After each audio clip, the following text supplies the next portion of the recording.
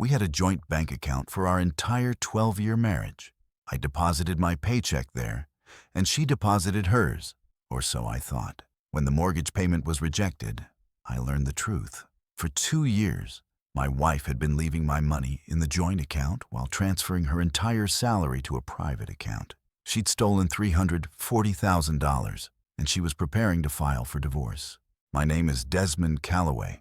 I'm 39 years old, a construction project manager in Charlotte, North Carolina. I've been married to Fallon for 12 years. We have 2 kids, Cleo, age 10, and Reese, age 7. Or at least I thought I had a marriage. This is the story of how my wife systematically stole from me for 2 years while I worked 60-hour weeks to support our family. And this is the story of how I discovered it, fought back, and protected my children from her lies.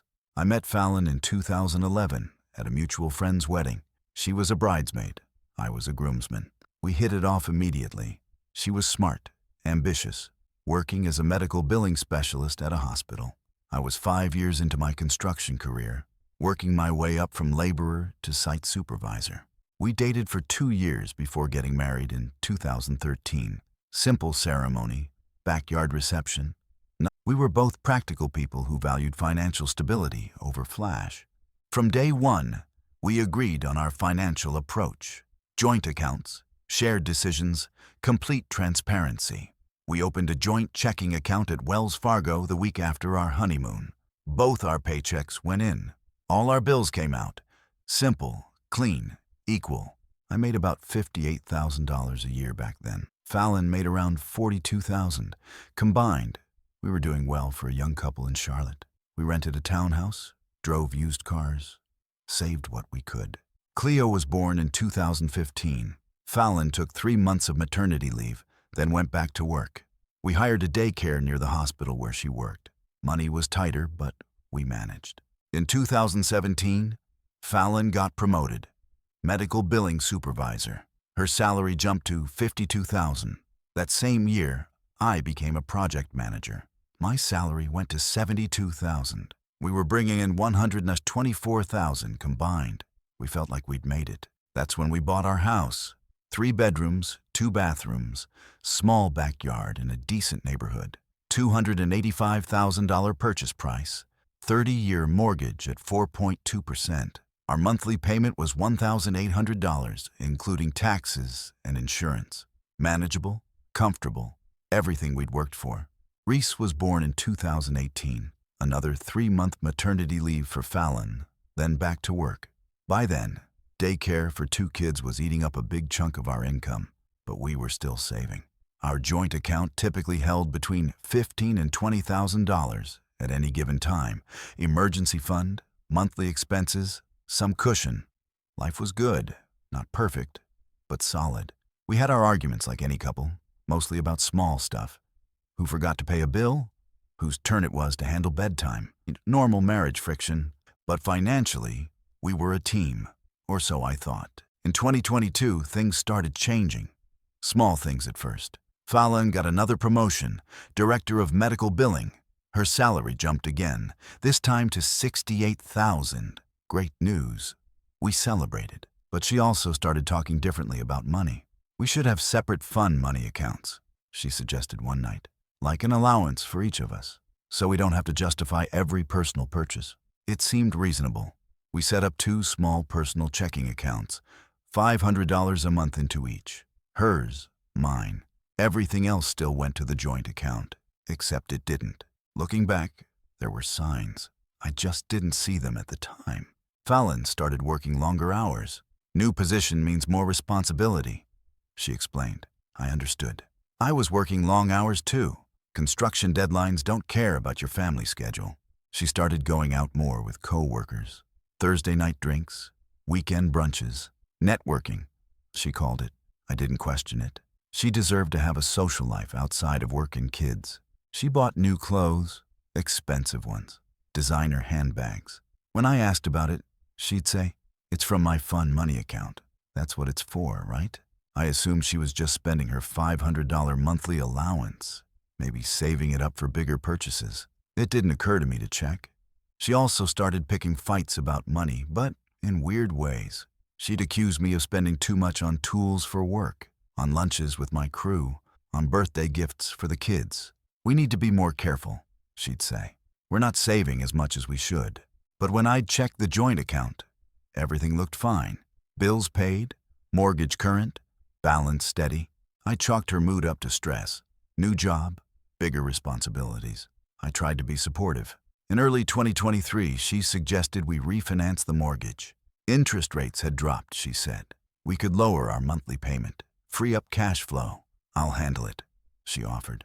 I know you're busy with that hospital project. I'll do the paperwork. You just sign. I signed. I trusted her. The refinance went through in March 2023. Our monthly payment dropped from $1,800 to $1,650. Not a huge difference, but every bit helped. What I didn't know was that Fallon had taken cash out during the refinance. $35,000 in equity. The paperwork was buried in pages of documents I'd signed without reading carefully. That $35,000 went into an account I didn't know about. April 15th, 2024, tax day. I'll never forget it. I was on a job site when my phone rang. Wells Fargo. Automated message. Your mortgage payment has been returned due to insufficient funds. Please contact us immediately to avoid late fees. I almost dropped my phone. Insufficient funds? Impossible. I checked the account 3 days ago. There was $22,000 in there. The mortgage payment was $1,650. How could it be insufficient? I excused myself from the site meeting and called the bank. The representative pulled up our account. Mr. Calloway, your current balance is $1,247. That's impossible, I said. There was over $20,000 in there last week. Let me check the transaction history. A pause. I see several large transfers out of the account over the past few days, all authorized by your wife. My stomach dropped. What transfers? On April 10th, $8,500 transferred to an external account. April 12th, $12,000. April 14th, another $2,000. What external account? I can't disclose the account details without proper authorization, but the account name is listed as Fallon R. Calloway. My wife's account. Her own account. One I didn't know about. How long has she been making transfers like this? Another pause, longer this time. Sir, I'm seeing regular transfers dating back approximately 2 years. Would you like me to send you a detailed statement? 2 years.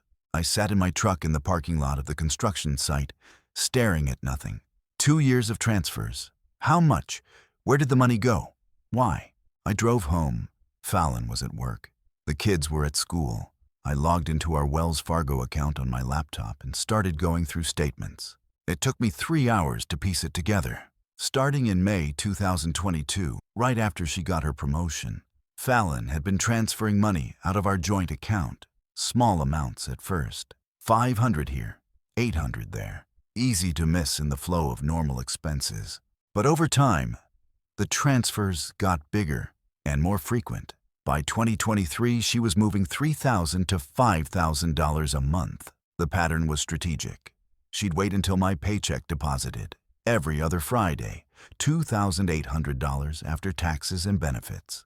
Then, a few days later, she'd transfer money out. Her own paycheck, direct deposited twice a month, roughly $2,300 each time. Never hit the joint account, not once in 2 years. I pulled up her pay stubs, which were accessible through the hospital's employee portal. Her gross income was $68,000 a year. Take home after taxes, approximately $4,600 per month. For 2 years, she'd been depositing that money somewhere else, while using my income and our joint savings to pay all the bills. Mortgage, my money. Utilities, my money. Groceries, my money. Daycare, my money. Car payments, my money. Her entire salary, $110,000 over 2 years, had gone into a private account, and she'd withdrawn another $230,000 from our joint savings. Total, $340,000. My wife had stolen $340,000 from our family. I called her. She answered on the 3rd ring. Hey, what's up? I'm in a meeting. The mortgage payment bounced, I said, keeping my voice level. There's no money in the account. A pause. What? That's impossible. That's what I thought. But the bank says you've been transferring money out to your own account.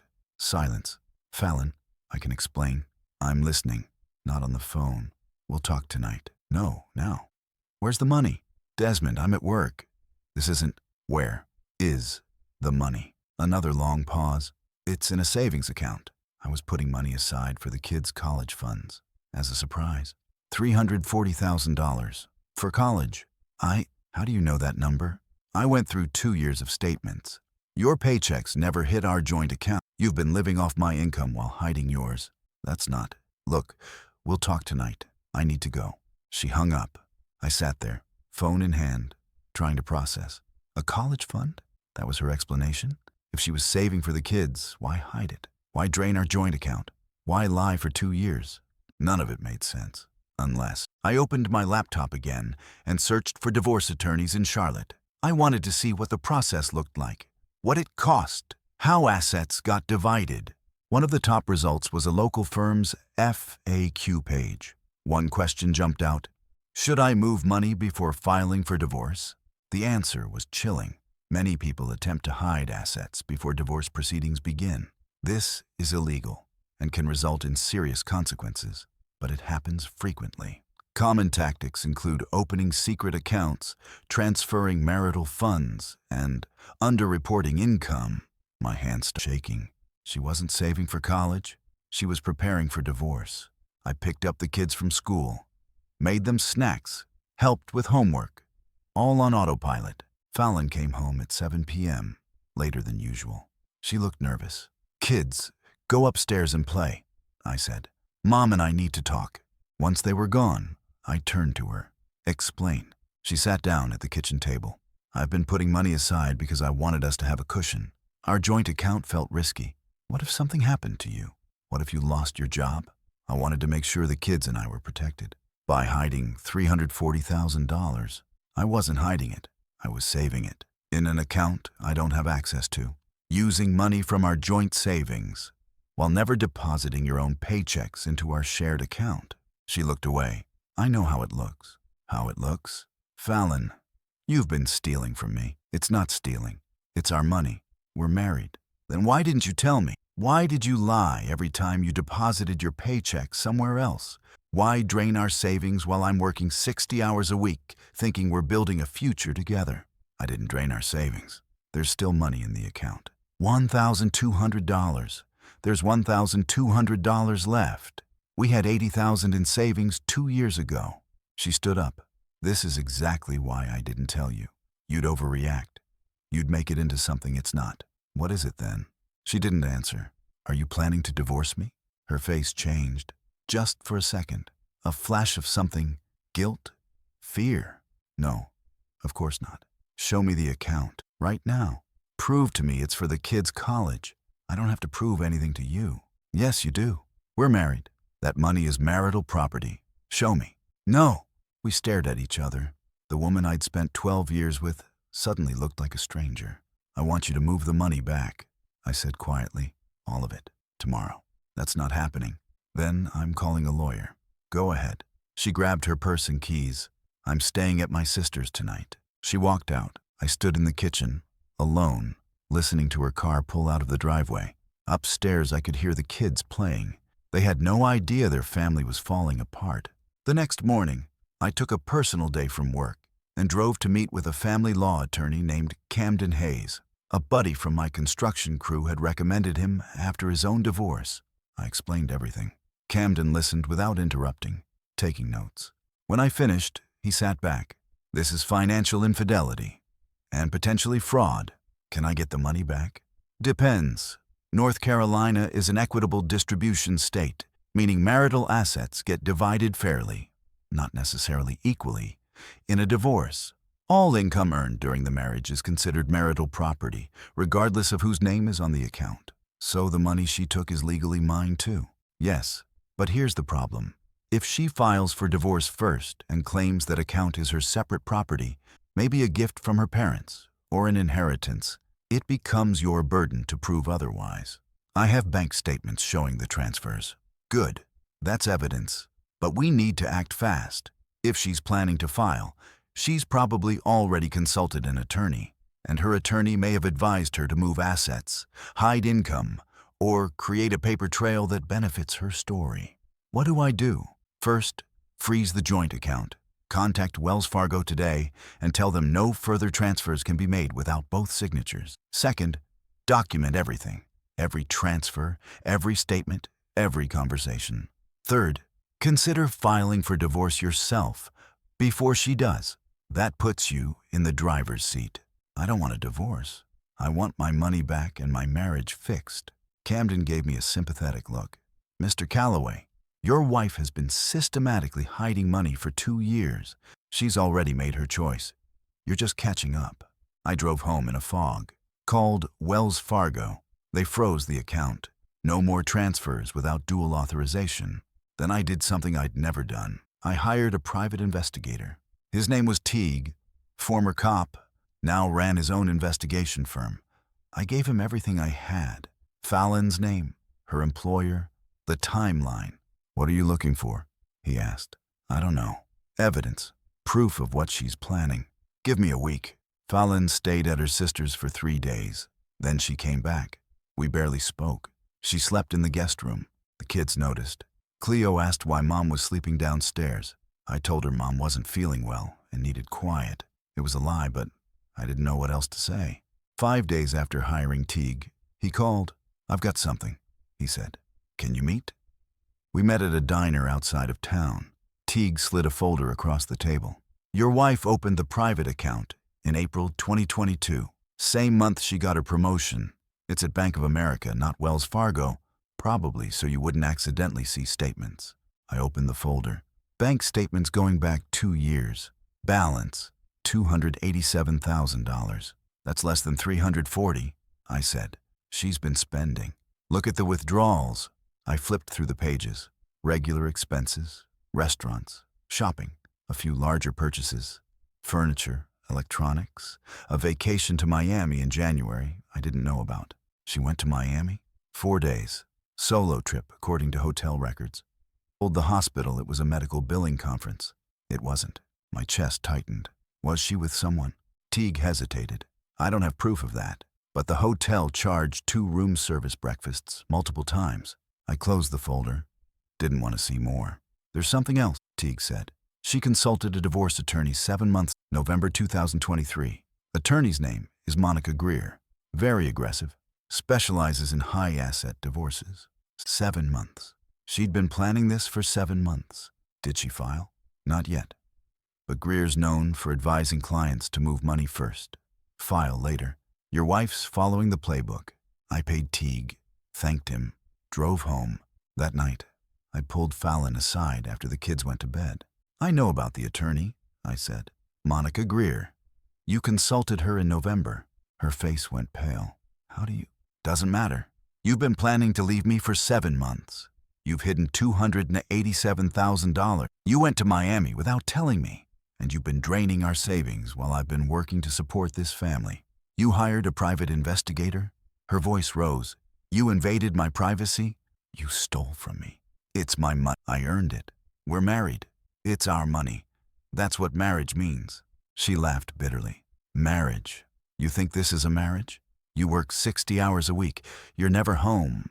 You don't even notice when I leave for days. I work 60 hours a week to pay the mortgage you're not contributing to feed the kids you're not supporting. You've been living off my income for 2 years while hiding yours. Because I knew you'd try to control me. I needed my own money, my own security. Then you should have divorced me 2 years ago. Instead, you stole from me while pretending everything was fine. She went quiet. We stood there in the kitchen we'd renovated together 3 years ago. And I realized this was over. There was no fixing this. I'm filing for divorce, I said, and I'm going after every dollar you took. Good luck with that. She grabbed her purse. My attorney says I'm entitled to half of everything anyway. She left again. This time, I knew she wasn't coming back. I filed for divorce the next day. Camden handled the paperwork. We also filed an emergency motion to freeze Fallon's Bank of America account and compel her to disclose all assets. The hearing was scheduled for 2 weeks later. In the meantime, I had to tell the kids. Cleo was old enough to understand. Reese was too young to grasp the details, but he knew something was wrong. Is Mom leaving? Cleo asked one night. Mom and I are having some problems. I said carefully. We're going to live separately for a while. Is it because of money? Kids hear more than you think. It's complicated, sweetheart. I heard you fighting. About the bank account. I pulled her close. This isn't your fault. Or Reese's. Sometimes adults make mistakes. But Mom and I both love you, and that's never going to change. She cried. I did too. The hearing came. Fallon showed up with Monica Greer. I had Camden. The judge listened to both sides. Camden presented the bank statements, the transfer records, the timeline showing Fallon had systematically moved marital funds into a private account without my knowledge or consent. Monica argued that Fallon was entitled to manage her own income and that I had no legal right to dictate her money. The judge cut her off. Counselor, the funds in question aren't just from her income. Mr. Calloway's financial records show that his client transferred over $230,000 from the couple's joint savings, money contributed by both parties, into a separate account. That's not income management. That's asset concealment. Monica tried to recover. Your Honor, my client was merely protecting herself financially in case the marriage ended. By draining shared assets without her husband's knowledge? That's called dissipation of marital property, Miss Greer, and it's grounds for an unequal distribution in Mr. Calloway's favor. The judge ruled Fallon's Bank of America account was frozen. She had 30 days to provide a full accounting of all withdrawals and expenditures. Any money not spent on reasonable living expenses or marital needs would be considered dissipated and counted against her share in the final divorce settlement. We walked out of the courthouse. Fallon wouldn't look at me. Monica pulled her aside. I could see them arguing. Fallon looked panicked. Good.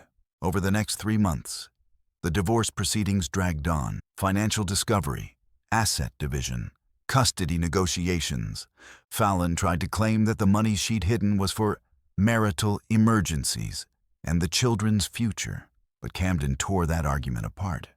If the money was for emergencies, why didn't you use it when the mortgage payment bounced? He asked during a deposition. Why let your husband scramble to cover it? Fallon had no answer. The forensic accountant Camden hired found that Fallon had spent $53,000 of the hidden money on personal expenses, clothing, trips, dinners, that had nothing to do with the kids or the household. In North Carolina, that's called dissipation, wasting marital assets, and judges don't like it. By August 2024, we reached a settlement. Fallon would return $240,000 to me, the amount she'd taken from joint savings, minus what she'd legitimately spent on household expenses during the 2 years. I would keep the house. She would take her car and her personal belongings. We would share custody of the kids, 50-50, alternating weeks. She would receive no spousal support. Given her income and the fact that she'd hidden assets, the judge saw no reason to award alimony. The divorce was finalized in September 2024. It's been 6 months since the divorce was finalized. Life is different now, quieter. The kids split their time between my house and Fallon's apartment across town. I got $240,000 back, not the full $340. She'd spent or hidden the rest in ways the forensic accountant couldn't trace. But it was enough. I paid down the mortgage, rebuilt the emergency fund, set up real college accounts for Cleo and Reese, in my name, where I can see them. Fallon and I don't speak unless it's about the kids. She's still bitter, still insists she did nothing wrong. Her family sided with her, her sister, her parents. They think I'm controlling, that I overreacted. Maybe they don't know the full story, or maybe they do, and they're just protecting her. I don't care anymore. What I learned from this: first, trust is earned, not assumed, even in marriage, especially in marriage. You can love someone and still verify. That's not controlling, that's protecting yourself. Second, financial transparency isn't optional. If your partner resists shared accounts, joint access, or open conversations about money, ask why and don't accept. Third, pay attention to change. When Fallon got promoted and started suggesting separate fund money, I should have asked more questions. When her behavior shifted, I should have noticed sooner. Fourth, document everything. The bank statements, transfer records, and timeline I built saved me in court. Without that evidence, it would have been my word against hers. And fifth, don't ignore your gut. For months, something felt off. But I told myself I was imagining things. I wasn't. I think about the marriage sometimes, the good years, before everything fell apart. And I wonder, when did she decide to leave? Was it gradual? Or was there a single moment when she looked at me and thought, I'm done? I'll never know. What I do know is that I gave 12 years to someone who was planning an exit strategy while I was planning our future. She thought I wouldn't notice. Thought I'd just keep working, keep depositing my paycheck, keep paying the bills while she squirreled away money for her new life. She underestimated me. I noticed, I investigated, I fought back, and I won. Not the way I wanted to win. I didn't want a divorce, didn't want my kids splitting time between two homes, but I protected myself and my children from being completely drained. That's something. Cleo asked me recently if I'd ever get married again. I told her I don't know, maybe someday, but not for a long time, because trust, once broken, doesn't heal quickly. Fallon broke more than our marriage. She broke the belief that the person you sleep next to, raise children with, and build a life with will be honest with you. That's a wound that takes time, but I'm healing. Slowly, one day at a time. The kids are resilient. They're adjusting. They have 2 homes now, 2 bedrooms, 2 sets of routine. It's not ideal, but it's stable. And stability, I've learned, matters more than I ever realized. If you're reading this, or if someone's telling you this story, here's what I want you to take away. Marriage is a partnership, but partnerships require transparency. If one person is hiding money, making secret plans, or draining shared accounts without discussion, that's not a partnership anymore. That's theft. And theft, even in marriage, has consequences. Fallon found that out the hard way. So did I. But at least now, I know exactly where my money is. I know who I can trust. And I know that my kids are watching how I handle this. I'm teaching them something important, that you don't let people take advantage of you, even people you love, that you fight for what's right, and that sometimes the hardest thing you'll ever do is walk away from someone you thought you'd spend your life with. I walked away, and I'm still standing.